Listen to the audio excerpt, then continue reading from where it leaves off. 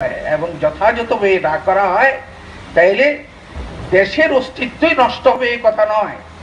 আজকে যারা ক্ষমতায় আছেন বা ক্ষমতার স্বপ্ন দেখেন তাদেরও কারো অস্তিত্ব এই দেশে থাকবে না।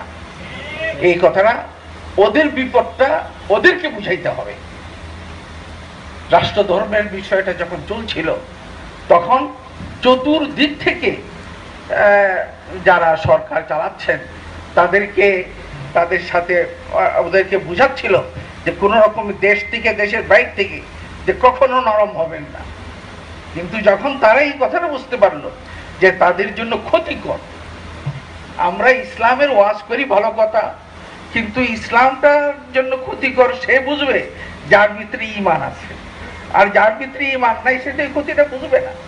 তাই আমার এটা যে তার জন্য ক্ষতিকর, ওর জন্য ভয়ঙ্কর, তারও জন্য অসুবিধা, এই কথাটাও আমাদের স্পষ্ট করতে হবে। এটা আমার একটা আরজ। দ্বিতীয় আরজ হইল যে আমি এটা সমর্থন করি যে আন্দোলন চালাইতে গেলে আমাদের অহিংস মাত্রায় আন্দোলন চালাইতে হবে। অহিংসার যে শক্তি, এই শক্তিটা অন্য কোথাও বর্তমান যুগে নেই। আমরা ম্যান্ডেলার কথা জানি, গান্ধীর কথা জানি, এরা অহিংসার অস্ত্র দিয়ে এত বড় সাম্রাজ্যকে কুপকাপ করেছিল। সুতরাং অহিংস আন্দোলনটাই আমাদের জন্য কাম্য হবে। আর আন্দোলন চালাইতে গিয়ে আমাদের দ্বিমুখী আন্দোলন চালাইতে হবে। একদিকে যেমন বলা হচ্ছে জনগণকে নিয়ে আন্দোলন, জনগণকে উদ্বুদ্ধকরণ, এটা তো একদম জরুরি।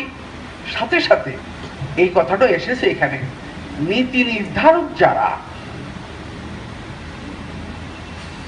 শেখ হাসিনার কাছে জনগণের কথা পৌঁছে অনেক দিন, খালেদা জিয়ার কাছে জনগণের কথা পৌঁছে অনেক মাধ্যমের পরে, ঠিক জনগণ কি কইছে এটা পৌঁছলো কি পৌঁছলো না সেটা আল্লাহ তাআলাই জানে। সুতরাং যাদের মাধ্যমে মৌলিকভাবে কথাটা পৌঁছে এদের মাঝেও আমাদের যৌক্তিকতাটা, আমাদের জিনিসটা, আমরা আসলে কি চাই, আমরা এখানে এই কথা চাচ্ছি না যে কোনো একটা সাম্প্রদায়িক দাবি আমরা তুলছি না, আমরা একটা অসাম্প্রদায়িক দাবি তুলছি, এই দেশের জনগণের দাবি তুলছি, আমরা শান্তির দাবি তুলছি। এটা না করা হইলে শান্তি বাধাগ্রস্ত হবে, এটা না করা হইলেই অশান্তি বিশৃঙ্খলার সৃষ্টি হবে। এই কথাটা ওদের মাথায় ঢুকায় দিতে হবে।